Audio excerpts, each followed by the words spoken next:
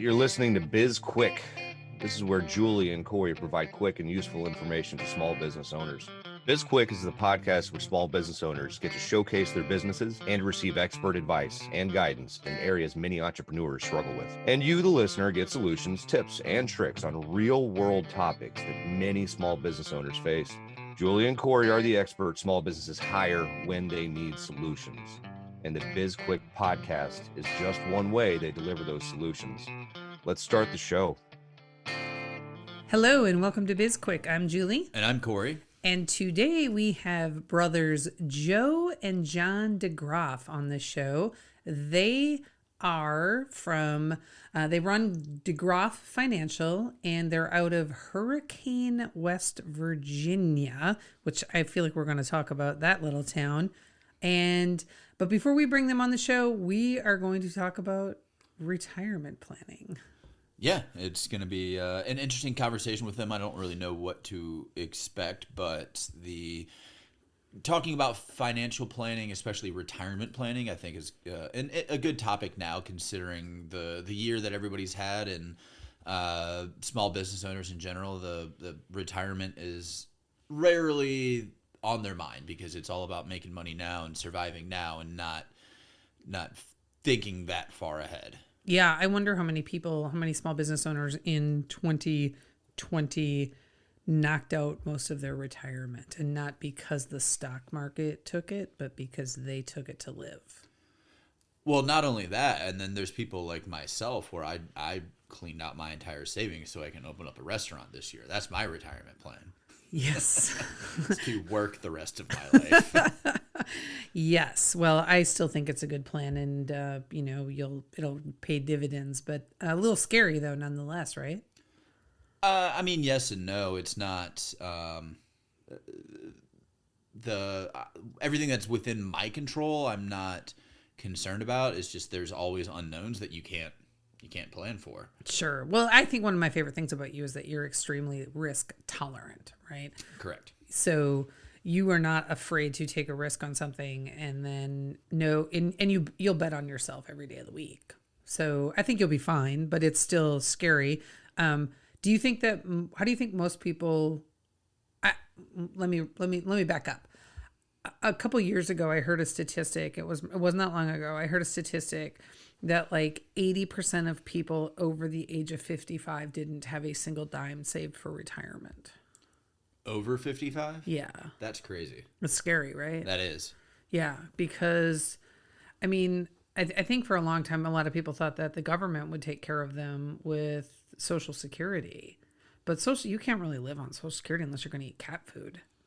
Yeah, I mean, even with Social Security, you need something to lean back on, or at least, let's say, own your home so you can knock out some significant, own your home outright so you can knock out like those significant budget expenses like a mortgage. Sure, and then get good at gardening. Yeah, and fixing your own house as things break. Yes, because you want to grow your own food, fix your own shit, and also, like, really, I think the most important thing that you can do for your retirement, this might be controversial, Corey, but I'm going to say it. I'm going to say it anyway because I'm feeling controversial today. Taking care of your health. Or you could not take care of your health and just end it earlier. So your savings don't have to last as long. Well, that's always an option, and I feel like we got a lot of people in this country that are going down that path, True, right? True. But, I mean, you can either pay attention to your health now or pay attention to it later. And I know this is not a health focused podcast, but health becomes expensive in your older years because, doctors and big pharma are pushing all of this medicine and drugs on you, and you're just, need procedures and whatnot. So sure. And it just like a savings account, the longer you wait to start taking care of yourself, the harder it is to actually get ahead. Yes, that is a really, really well stated point. So, what do you think is the most, for you personally, what's your opinion on what's the best way to save for retirement? Build a strong business that I know that's going to make me enough money that I can lay back on later. I mean, because right now that's what it is. Like I said, I cleared out my 401k. I took every penny I could find in savings, and that's all getting dumped into the restaurant. Again, it's not like I'm taking it to Vegas and putting it all on black. It might seem that way to some people, especially those who are a little more risk adverse, but the notion there is that hopefully, if everything goes well, and everything within my control will. I can't control another pandemic, obviously, as much as I think that I can. But the idea there being that within a couple of years, that investment that I put into this restaurant will have paid itself back and then some, and then I can either reinvest that into another restaurant, which is the plan, or if I'm happy as is, I can just start saving money then. Yeah. So am I responsible for your income for a significant portion of 2021? Do I have to sell extra hard on SB Pays? That should have been the plan since March of 2020. That's fair. But no, I mean, yes and no. The fun part about investing in a business and taking out loans and all of that fun stuff is in the budget, I have paying myself as a part of that. So I'm essentially taking out a loan so I can pay myself back. So I'm paying myself with interest, but starting a couple months before the actual open date, I'm going to have to be working full time on the restaurant, and I'm not going to be able to be, working on anything else. So I'm going to have some sort of income coming in. So that's just going to get paid out of, out of the working capital that we have for the restaurant. And then hopefully we'll get open real quick so that I can start actually making money. Yeah. And I do want to point out for any of our listeners who also happen to be clients or prospective clients that, you've probably heard us talk a lot recently about Corey and the amount of work that he's going to be doing in the restaurant, and that he's going to be pulling back from SB Pace. But that does not mean that SB Pace is going anywhere or that we're not going to be still servicing our clients. We have a strategy built for that we've been working on all along. And I think sometimes I get a little nervous that we talk about the restaurant a lot lately, which is good because it's this very big and important thing. But sometimes I hope it's not at the expense of people thinking that we're not doing things for SB Pace, because we are, and we're fully equipped and ready to still continue to service our clients and take on new clients. We just have a little bit of a different process in place once your availability starts to dip and diminish with the work of the restaurant ramps up. Yeah, that's right. Julie's going to become a finance expert. That's not happening. That's not happening. Maybe today's podcast is really us interviewing Joe and John DeGroff to see if they can become our finance experts. We don't know. You don't know what's going to happen at SB Pace. We're always making changes. So, all right, we probably need to wrap up and bring in Joe and John and start this exciting conversation that we have no idea where we're going to go with. Let's do it. We'll see you in a second. Perfect. Hey, everyone. If you're like most entrepreneurs out there, time is not something you ever seem to have enough of. We get it. There are a million things that need your attention, both in business and in your personal life. That's why we created Time Bomb. This is a self-paced course designed to help you determine what your time is worth and where you should be spending those precious hours every day. Right now, we have an option to buy the bundle, which also includes products designed to help you become more efficient with your time. It's a $70 deal you're getting for only an additional $30. Head on over to sbpace.com to learn more. Time Bomb. Take control of your calendar, gain control of your life. Welcome back to the show. We've got Joe and John DeGroff with us, and I have been schooled. It is not Hurricane, West Virginia. It's Hurricane, West Virginia. So I now know. And they are from DeGroff Financial. You can probably tell by the name, it's their business. So welcome to the show, guys. Thank you. Good to be here. Yeah, it's nice to have you. Yeah, we're excited to get into talking about retirement and get all your thoughts on that. But if you wouldn't mind, just give us like a quick background so we know who we're talking to and why we're talking to you. Yeah, well, I'll open up. So I'm Joe, and so I started DeGroff Financial in 2016, and kept trying to pull John along for a little while. He had another engagement that he was working on, but he came very soon after. And, basically what we did is we started building DeGroff Financial because we saw the way that things were done in the industry. We both worked in the industry for, I don't know how long. Time. Yeah. 10 years at the time. Yeah, 10 years at the time apiece. And we just saw all of these ways that business was done, that financial planning was done, that didn't really make a whole lot of sense made sense from a business standpoint, but it didn't really make sense from a client standpoint. And so we just wanted the opportunity to step away and say, I don't want to be bound by what everybody says the way that I have to do business. And I want to do it the way that I know needs to be done to be able to help clients. And so, yeah, that started in 2016. John came along in 2017, and here we are, 5 years later, just going out trying to make things better in the industry, help our clients and find improvements and all of that good stuff. I don't have anything to add to that. Perfect. That pretty much covered it. So what's crazy is I thought always that John started DeGroff Financial and then brought Joe in. So look at you guys are educating me all over the place today. I'm still not sure which one's which.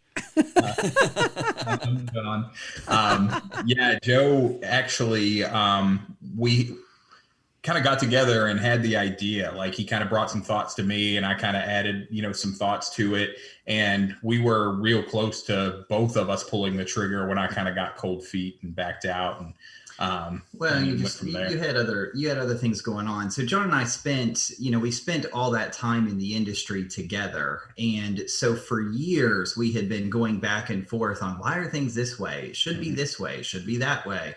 And, when you're young and dumb, you're just trying to figure things out. And, so it took a while. So it was just, I started at first, but it was just because he had stuff going on, but we're where we need to be now.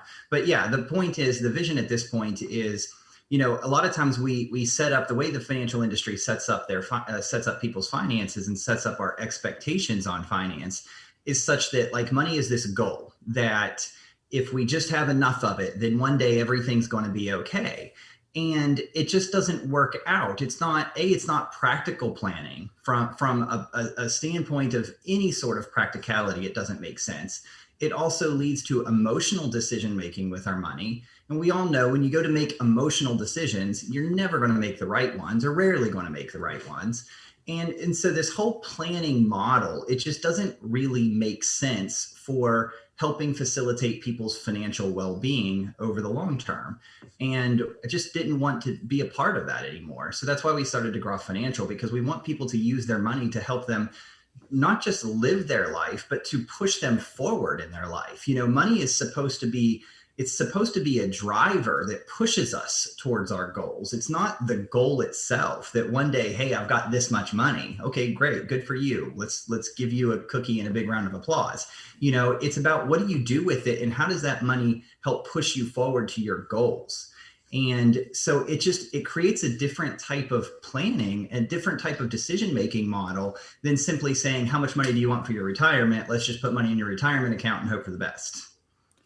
Yeah, so much has changed in how we view retirement as a whole. A lot of people, I've said this, a lot of people our age, your guys' age, don't necessarily follow that same model of just working for 40 years and then getting the gold watch and the Taurus and moving on their merry way, right?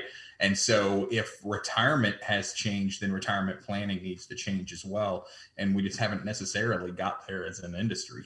So everybody trying to do the exact same things, regardless of what your goals are, what your objectives are. That was really the driver. One of the big drivers behind what we did is we can't plan exactly the same way for every client. It just doesn't work.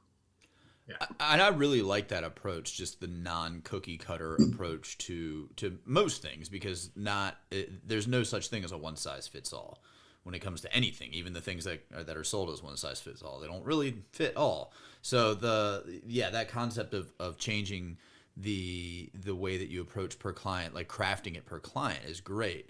So what are you when you talk to somebody and you're trying to talk them out of using a 401k or some of the traditional stuff, like how are you, what are you doing? Like, what conversations are you having? Yeah, so that's a really good question. First off, I'm not personally, we all have different personalities, how we try to do things.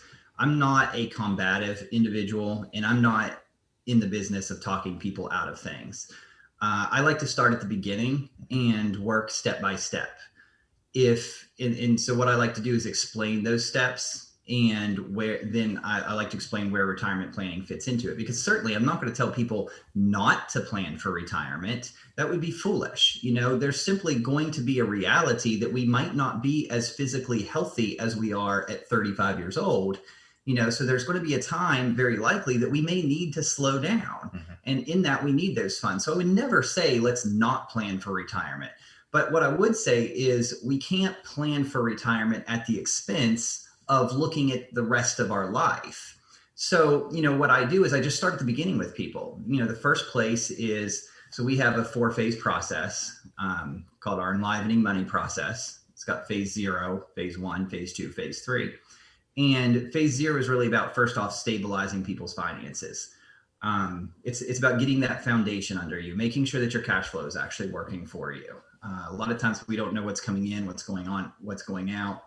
One of the first clients John and I met with together when we started working together, they had like a $600,000 annual income. So they're pulling in 50 grand a month, and they are talking to us about selling their assets, selling their home.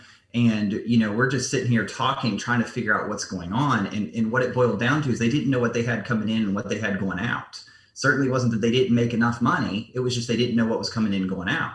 And so, I use that example because a lot of times people think that more money is the answer. Well, if I just was making more money, then everything would be okay. But that's not always the answer. So our phase 0 process is first about making sure that we've got good foundations. We know what's coming in. We know what's going out. It's organized. It's clear. You've got a handle on what's going on with your money. And then from there, phase 1 is really about building risk management, managing what your potential risks are, because you can't build wealth if that wealth is constantly going to be taken away from you because you're not properly managed risk. So you have to protect what you're going to be building, or else everything you're building could be wiped away in a moment.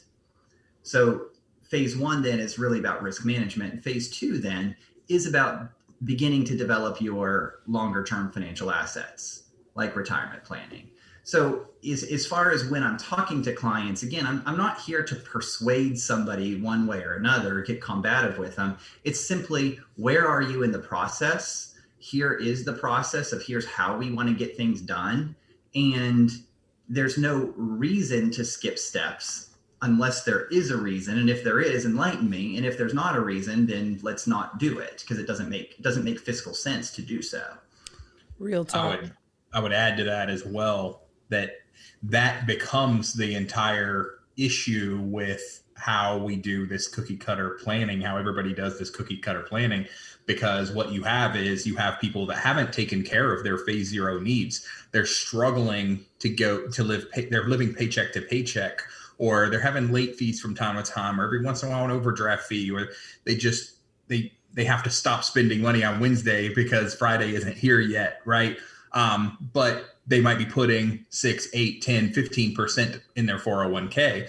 So as Joe talked about, making retirement decisions at the expense of the rest of their life, the lifespan there, that's what we see. People are just doing things in the wrong order. Mm-hmm. And so we talk a lot about, these phases, it's sequential finance, right? Like we have to be very intentional about not just what we're doing with our money, but when we are doing it. And so I think that's one of the biggest things that, we're not the only people talking this way, but I think that it's something that the people that do it the way that we do it are just very different in the industry, because everybody I've seen it today. These people that aren't taking advantage of their company matches are idiots. Well, it's not necessarily true. It's just not that simple. And that's one thing that I really have a contention with when we get into finance. It's like there's these polarizing arguments that people have. Like, it's the only way. If you don't do it this way, it's like you're anathema, mm-hmm. and you're going to financial hell because you didn't obey the right way. Mm-hmm. And it's like, there's a lot of ways to skin a cat. There's a lot of ways to make things work. And the thing about it is like everybody has different personalities. And for me, like the way that you manage your money is very much in line with your personality, you know? And so the decisions that you make have to line up with that. So for instance, like how much money somebody keeps in their checking account, if we're talking about phase 0 cash flow kind of things. Well, if you're more of a propensity to save money, then you can have more money in your checking account. If you have more of a propensity to spend what's in there, then certainly you don't want to keep more money in there, right? So there's all these decisions that are very much based upon our personalities. And what we find so much in the industry is that people just like, it's just arguments. It's like, if you don't do it this way, then you're bad. And like, sometimes it's just not that simple. Sometimes there's other reasons for choosing to not do something or to do something. It's just the way it works. Yeah. So I have a question that's a little tongue in cheek, and then I have a much more serious question. I want to know if there's a phase 0 because you started with phase 1 and then realized you were missing a step in your framework. I actually want to tell this because it's a good story. So I teach financial planning at a university level. So at West Virginia University, I teach both the precursor or the personal finance course, the kind of the basics, and then the advanced financial planning course. So when they had given me this course, basically I was given the course materials on Friday and told that I start teaching on Monday. Like here, we don't really, go have fun basically. And so what I looked at like that weekend was like, okay, this material is garbage. It's not good material. I'm going to throw it out the window and basically create my own content. And so I've done that for the last few years. So in a few years of teaching the course, I had developed this phase 1, phase 2, phase 3. And so it was was it April? Last April. Yeah, it was last April because it was right in COVID. John drove up to my house and we were going over just some of where we need to go for the business. And we just had this conversation. I was like, hey, I've got something in my lectures about this. And so I downloaded it and it was, it was our phases. And John's like, this is it, except for it's missing something. So basically just what you said.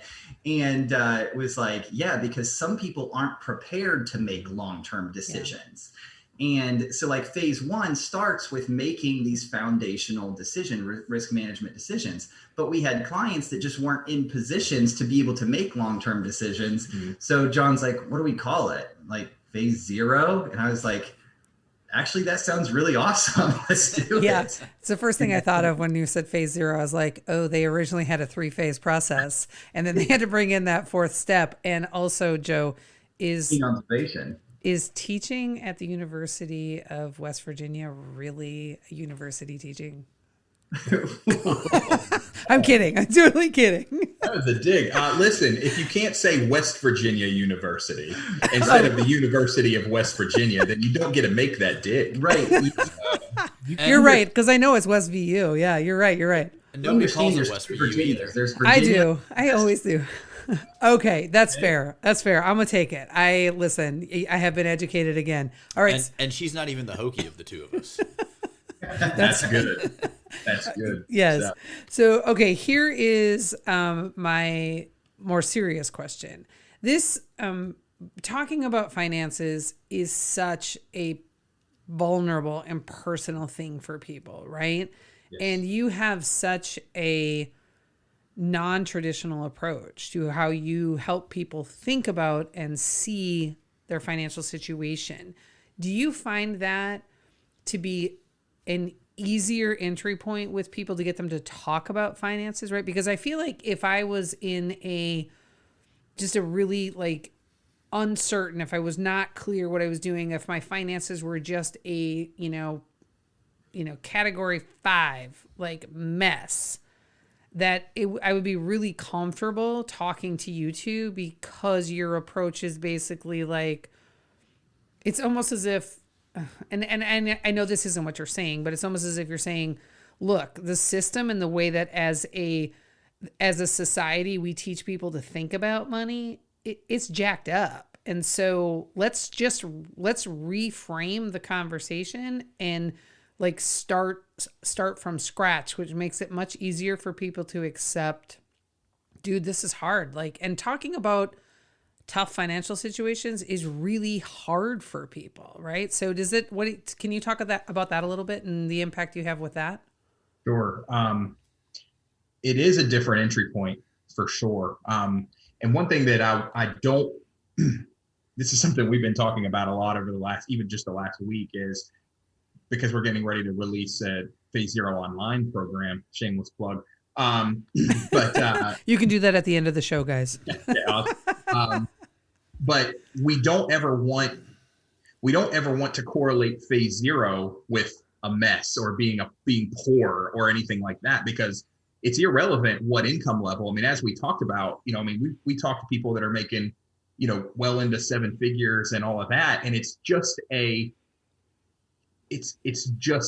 phase that we have to get a better control of things. You don't have to be out and not have any clue what's going on whatsoever.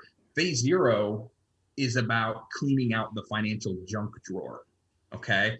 Everybody's got that junk drawer in their house, right? And there's just crap in there, and there's wires, and everything's just wrapped up, against each other. It's the same thing in our financial lives. So to speak to that entry point, when I talk to people about just, hey, we're going to get in there, we're going to get under the hood, we're going to see what you got, and we're going to start to organize it first, right? Then we're going to figure out what decisions need to be made. Joe's always, said, we have to figure out what the most important decision that we can make first is. And let's take that step, let's make that decision, and then let's sit back and reevaluate and see what's next, right? So yeah, there's a lot of vulnerability in there with people, and you have some pretty crazy conversations. There's a reason I have a couch here in my office. Sometimes you have to play therapist a little bit, right? Because you also have to understand too that a traditional advisor doesn't necessarily want to have these conversations. And so, every problem is supposed to be solved with an insurance or an investment product in this world, right? Yeah. And so what we're doing is we're opening the door and saying, we're going to get you prepared to do that work, right? And that's why, that's why we had to develop the online stuff, because there's so much work that goes into that. It's tough to scale it, right? And yeah, and so another aspect about that with the vulnerability and having these conversations is, frankly, this stuff wasn't written out. This stuff was not, when I got into the business 15 years ago, I would ask older veteran advisors, why do we do the decisions we do? And they never had a response. There was no reason as to why we make one decision versus another. And so I would read, being young, I would try to read, the literature, and I would find these different arguments and people arguing for this or against that. And I would just seek to understand why. And what I found out was nobody knows why we're making any of the decisions we're making. We're just making decisions because it's the conventional way of doing it, but nobody knows where the conventional ways came from or why that they exist, or even if they should exist. We just know that they're here. So what happened was I made my own fair share of financial mistakes. And when you do that, so like I learned all of this phased process. I learned it not because I read it somewhere and like, oh man, this is really good, let's start a business on it. I learned it through this, we learned it through the School of Hard Knocks. And so when we're talking to people, we are not talking to them from an ivory tower. We're talking to them, yeah, we're just like you. We've been there. We know. Like, I always joke about the book that I got when I first started my career. I went to the library and got the book that, mistakes you could make in your life. And I just started on page 1. I've read that book a couple times. My notes, my annotations. Let me repeat that one again. Make sure I fully understand why that's a screw up new.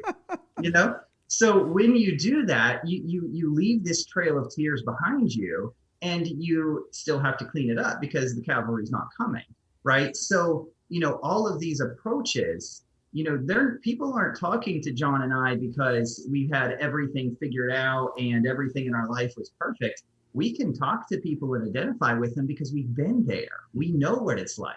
We know what it's like to feel that pinch. We know what it's like to begin to grow. We know what it's like to feel that, success.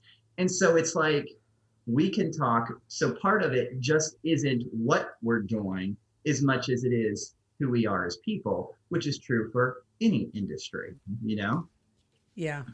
100%. So when you're talking to people, and I mean, for me, like it's comforting, very comforting to know that up until this conversation, most of the financial experts that I've talked to didn't really know what they're talking about. So thanks for that. You feel better now, yeah. Everybody. Yep. But for somebody who might be questioning what advice they may have or the decisions they've made or whatever, what's one piece of advice? Like, where should everybody start in terms of just building like thinking towards the future? Because I want to go on a vacation now, but I also want to start a business, but I also et cetera, et cetera, et cetera. Like, what do I do for somebody like myself? Let me handle that one, or you? It's a cash flow question. Yeah, might as well grab it. Yeah, that's what I was just going to say. It's there's really two things. I know you asked for one, but I'm going to give you two. Bonus. Yeah, it's the bonus. I like looking at things qualitatively and quantitatively. Okay, so one is the quality, one is the numerics and the tangible aspect. So the tangible one is focus on your cash flow. Mm-hmm. Okay. That is what is so significantly important. And a lot of questions will come down to cash flow. Should I pay off debt or should I save? Listen, if you don't have any money, don't be spending what little extra money you have paying off debt. Mm-hmm. The reason you go into debt is because you don't have any money. So save. So don't go paying extra on credit cards, for instance. Focus on your cash flow.